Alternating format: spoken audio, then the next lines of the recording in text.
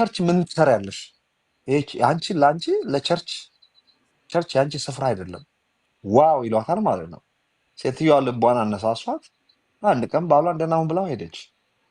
ባሏ ልቡ ተሰበረ። በጣም በጣም በጣም አዘነ።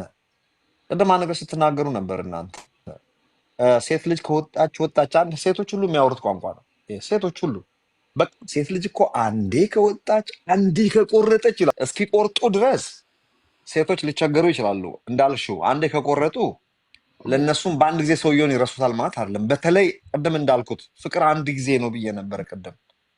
በዘመናችሁ ሁሉ እውነት ለመናገር ሁለት ሶስቱ አለ በቃ ሰው ሁሉ በህይወቱ ኃይለኛ ፍቅር የማይረሳ ሞረብል የሆነ ፍቅርን አንዴ ነው የሚያገኘው የሚባሉን የተጠና ጥናት እኔ አምኜበታለሁ። ብዙ ሴት ጋር ብዙ ወንድ ጋር ሊያሳልፍ ይችላል ሰው። ያን ሁሉ ግን አፈቀረ ማለት አይደለም። በህይወቱ ግን ከውስጡ የማይነቀል ሁል ጊዜ ሜሞሪ ሆኖ የሚቀር ሰው ሁሉ የሚያፈቅረው የሆነ ሰው አለው።